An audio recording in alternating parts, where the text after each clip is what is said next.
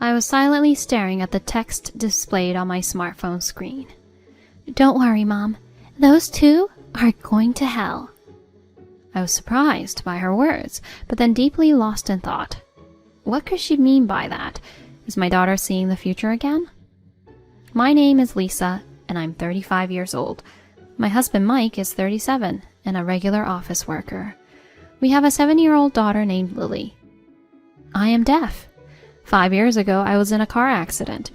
Fortunately, I survived without life-threatening injuries, but completely lost my hearing and became deaf.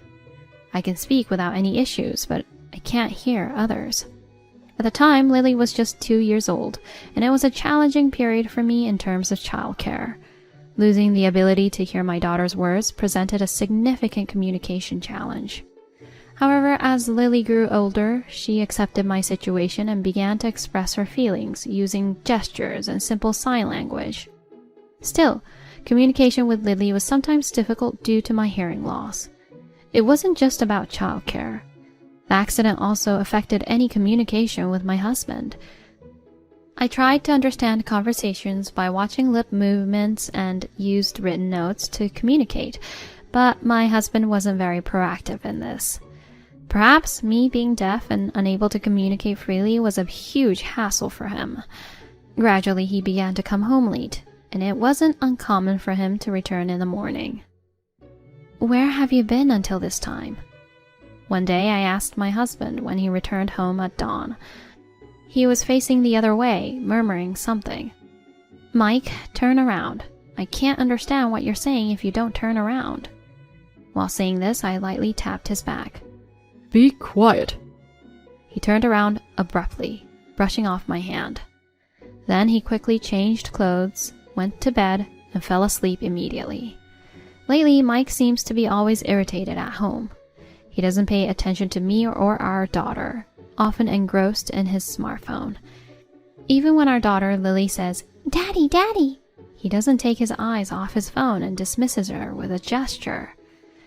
Despite his cold attitude, Lily has been coming to me more often for affection. Even though Mike is physically present at home, his mind seems to be somewhere far away. That's how it appears to me. Sometimes I think, if only I hadn't been in that accident. Maybe if I could hear properly and converse normally, Mike wouldn't have become like this. In this cold, distant household, I often feel disheartened. This can't go on. I shouldn't keep thinking such negative thoughts. I need to focus on properly raising our daughter. I encouraged myself, while trapped in a negative thought. My daughter has become my emotional support. There have been moments when I felt saved by Lily, who's moving on to the 2nd grade this year. One day we went shopping at a nearby supermarket together. We live in a rented apartment. After locking the door, I started walking towards the supermarket with Lily. Just before reaching the supermarket, Lily suddenly grabbed my arm and started shaking it. "Hey, Mom! Mom!" "What's wrong? Did something happen?" Lily looked anxious. "Let's go back home, Mom." "Huh?" Surprised, I asked again. "Why?" "I just feel like we should go back home." I was a bit confused. We were almost at the supermarket, so why did we need to go back home at this moment? I couldn't understand. "We're not going back. Didn't we come here to shop?" However, Lily stubbornly insisted on returning home. "Then I'll go back home alone." Saying this, she quickly started heading back the way we came. In a panic, I followed my daughter. Lily couldn't enter the house without me unlocking the door. "Lily, wait! Mom is coming too." I chased after Lily, who was walking fast, when we finally arrived at the apartment. "Unlock the door, quick!" Lily urged me with a serious face. While complaining, I unlocked the door, and the moment I opened it, I was shocked. The room was filled with steam. "This is bad." I hurried to the stove and turned off the fire. I had left the stove on with a kettle to brew some tea and went shopping. The thought of what could have happened if I had left it on longer, or if I had continued to be out for a longer time, was frightening. "Thank you, Lily." I went over to Lily and hugged her tightly. But why did you suddenly want to go back home? I don't know, but I just felt like we should go back home. Lily answered earnestly. It might have been like a sixth sense. Anyway, she had an uneasy feeling and insisted we go home. Could Lily have some special power to sense things? At that moment, I somehow thought of that. Sometime later on a particular Sunday, my daughter and I were playing in the park. Although I thought my husband was on his day off, he suddenly said he had to work and left the house in the afternoon. It would be nice if Daddy could come with us. Indeed. Lily looked a bit sad. To dispel her sadness, I decided to fully enjoy our time at the park. We played with the ball on the grass and ate the packed lunch, having a good time. When we returned home in the evening, the house felt strangely empty. After a while, I realized what had happened. All of my husband's belongings were gone. His clothes, shoes, personal items, everything.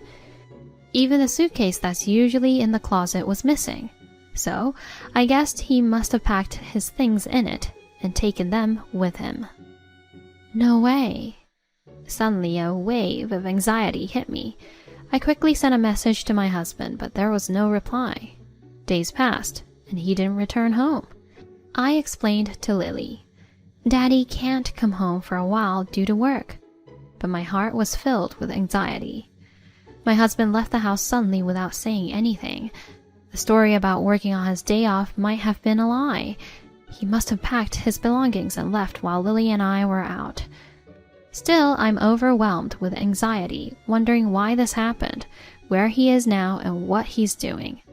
Then, events that further increased my anxiety occurred. Suddenly, debt collectors for my husband's debts started showing up at our house. I had no idea that my husband had been in debt. It was a shocking revelation for me. Without understanding why he borrowed so much money, debt collectors began to frequently visit our home. One day, after finishing my job at the factory and picking up Lily from after-school care, I returned to our apartment to find a man in a suit waiting at the entrance. He showed me the details of my husband's debt and spoke in a rough tone. The other residents from the apartment were watching from a distance, whispering among themselves. I quickly took Lily's hand and entered our home. Peeking out the window, I saw the debt collector leaving in his car. Lily was so scared that she remained crouched down in the room, motionless. Incidents like this continued daily. In addition to the debt collector's visits, we received a mountain of demand letters. Our small mailbox was overflowing with envelopes every day. It seemed my husband had borrowed money from several companies. I called his parents' house, but they didn't know his whereabouts. I even visited his workplace, only to find out he had already resigned. Desperate, I talked to my parents about what was happening. They suggested, "Don't worry about the fee. Why not hire a detective agency to investigate?" So I decided to visit a detective agency. About 2 weeks later, I heard the results of the investigation from the detective and learned a shocking truth. My husband had been in an affair for years with a hostess from a snack bar he frequently went to. He had moved to a small port town in another district with that woman, bought a used house, and was living there together. My husband had incurred significant debts buying her expensive bags and watches. He left me to deal with his debts and disappeared into an unknown town with his mistress. His current job was unknown, and the woman was reportedly working as a hostess again at a snack bar in that town. The detective showed me a photo of the mistress. She was in her 30s, with a bright and flashy appearance. The expensive necklace she wore might also have been a gift from my husband. I was also shown a photo of the house where my husband now lived. It was a small single-story house, seemingly over 40 years old, standing alone on a hill by the sea. The windows and shutters were rusty from the sea breeze, and weeds were overgrown around the entrance. Could my husband really be living there with that woman? There was also a photo of my husband and the woman walking together, looking happy. He had a bright smile that I hadn't seen recently, a truly happy smile he had never shown our daughter. In the photo, the woman was leaning on my husband's shoulder. Just imagining it made my anger well up inside me. The reason for his late returns and nights out must have been this affair. Even when at home, my husband barely communicated with me or our daughter, always on his smartphone, most likely messaging his mistress. But I couldn't help but think that maybe our strained relationship led to his infidelity. Had my husband lost interest in us, feeling burdened by the presence of me and our daughter? My anger gradually turned into sadness, and I couldn't stop crying. Subsequently, due to mental stress, my stomach condition worsened, and I became almost bedridden, unable to work. I asked my parents if we could move back in with them, and they gladly accepted us. Their home was conveniently located close to Lily's school, so she didn't have to change schools. When I was resting in the bedroom, Lily came running home from school. "Welcome back, Lily." "I'm home. Mom, are you feeling bad today too?" "I'm a bit better now. How was school?" "Well, actually..." "Did something happen?" "Some kid says something weird to me." Lily suddenly looked sad. "What did they say?" "They said that my dad disappeared." "What?" I was surprised by her unexpected words. I don't recall talking about our family situation to anyone. Why would neighbors and other parents gossip about my husband's disappearance? Sometimes children overhear adults' conversations and pass them along to friends, sometimes in a twisted way. The seemingly innocent world of children can occasionally become harsh. One day, Lily confided in me that she was teased by a friend saying, "Don't you have any other clothes, Lily? You always wear the same ones." Lily has grown, and due to our tight finances, I couldn't afford to buy her enough clothes. There are kids bringing up about Dad, aren't there? "Yeah, I didn't want to hear it. I still have a dad, right?" "Yeah, I understand that you didn't want to hear that." I couldn't help but gently hug Lily. She was innocent in all of this, but she's being teased at school because of her parents' issues. "Lily, I'm really sorry." I apologized to Lily repeatedly. There might be other hardships Lily is silently enduring. Just thinking about it hurt me. "Mom, get well soon from your sickness." "Yes, thank you. When I'm better, let's go to the park again." I thought to myself that this can't continue. For Lily's sake, I need to recover and start working again. Later, debt collectors somehow learning about where we lived started showing up at my parents' house. The usual man was smoking a cigarette near a black car at the front door. I hadn't properly spoken to him before due to fear, but I mustered up the courage and approached him. "My husband lives at this address." I handed the man a piece of paper with the address I got from the detective. "This debt was made by my husband alone. I'm bedridden due to illness, and my child is suffering. If you want to collect the debt fee, please go to my husband directly, not here." I said this confidently to him. The man narrowed his eyes sharply and stared at the paper I handed him without saying a word. Then he silently left and never came back to my parents' house again. One night I suddenly woke up. Due to the long days of being bedridden, I often found myself waking up frequently in the middle of the night. During those times, I'd feel anxious, and unknowingly, tears would start to fall. I wish I could just disappear. I unintentionally spoke out loud. Falling back asleep was difficult. I turned on the lamp beside my bed and picked up my smartphone to pass the time. Suddenly, Lily, who was sleeping next to me, sat up. Oh no, I woke her up. As I fumbled alone, Lily looked at me and suddenly spoke. "Mom, don't worry." It seemed like Lily was mouthing these words. Her eyes were half open, still drowsy. She seemed like she wanted to say more. However, I couldn't understand what she was saying from her lip movements. I used an app designed for people with hearing impairments to recognize her speech. "Don't worry, those two are already going to hell." The app displayed this on the smartphone screen. Huh? What do you mean? I asked back in surprise. Going to hell? What could this mean? Hey, Lily. Lily? Even when I asked, Lily didn't respond anymore. She laid down again and started sleeping as usual. I silently stared at the text displayed on my smartphone screen. Don't worry, those two are already going to hell. What could this phrase possibly mean? Was it just a sleep talk, or was Lily somehow seeing the future again? The past incident where Lily suddenly wanted to return home while we were shopping and we found the stove fire still on came back to me. If Lily hadn't insisted on returning, the kettle might have overflowed, burned, and the apartment could have caught fire.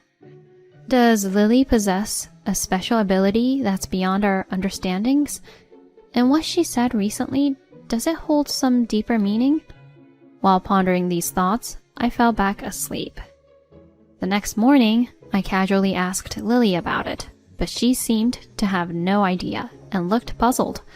It must have been a dream. A week later, during the rainy season, in my area it has been raining continuously since last night. Around 2 p.m. I received a message on my smartphone. To my surprise, it was from my husband. I felt my heart rate increase rapidly.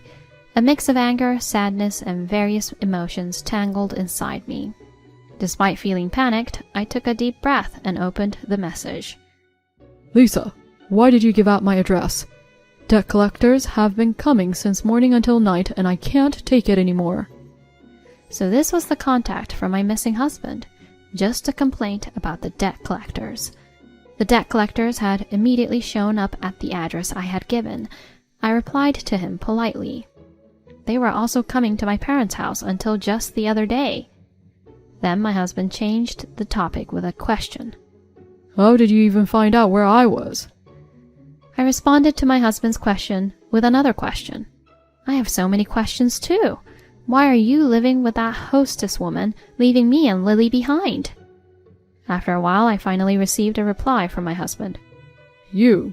How did you know that? My husband seemed quite surprised that I knew about the truth. Showering your mistress with gifts, burdening me with debt for that, and then running away with her to a distant place? You really should go to hell. I impulsively replied like that. Those words, go to hell, were exactly what Lily had sleepily said the night before.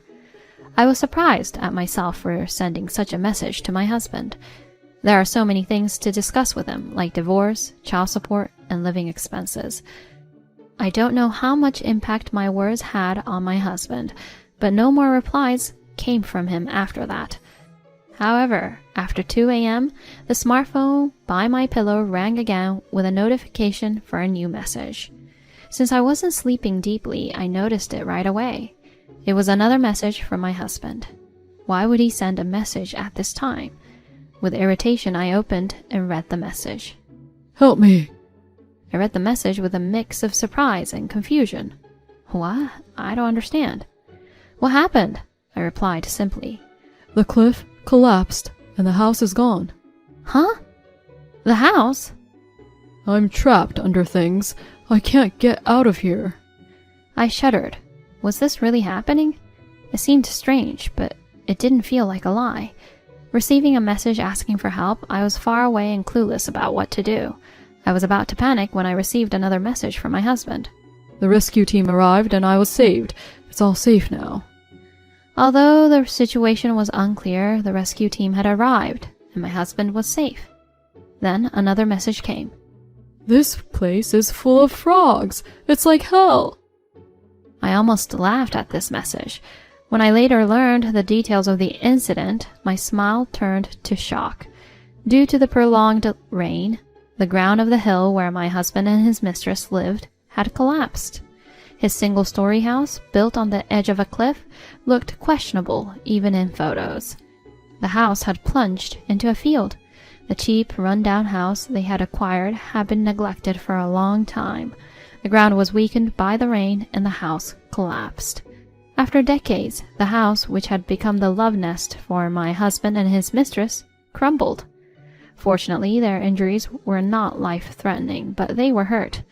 My husband asked for help via message because his smartphone was caked in mud and its call function was broken. Also, he hates frogs. The collapse of the house and falling into a frog-filled field was truly hell for my husband. The word hell made me realize something. Lily's words in the middle of the night, "Don't worry, those two are already going to hell," had come true. Was it not just sleep talk, but a prophecy?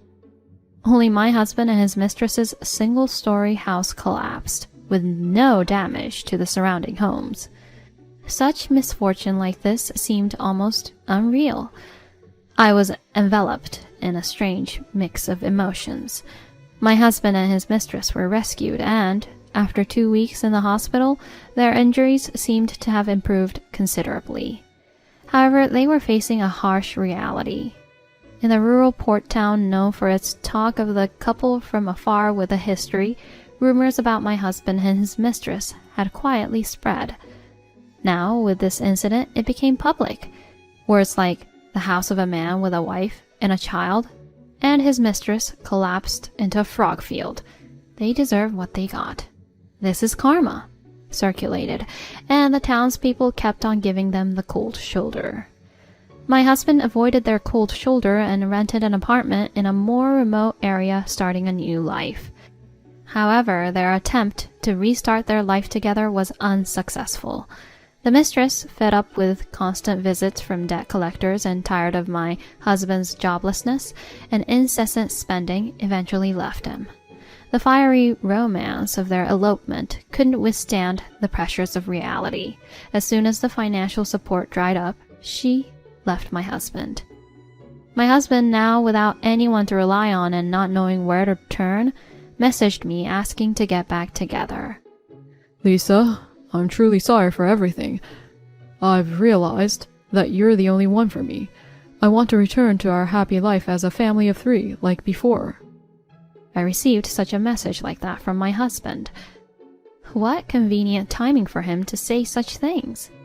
Now, after what everything happened? I know that someone like you will just cheat again. It'll be different this time, Lisa. Trust me. It's impossible to trust a man who started an affair and dumped his debt on me the moment I became deaf. I firmly refused.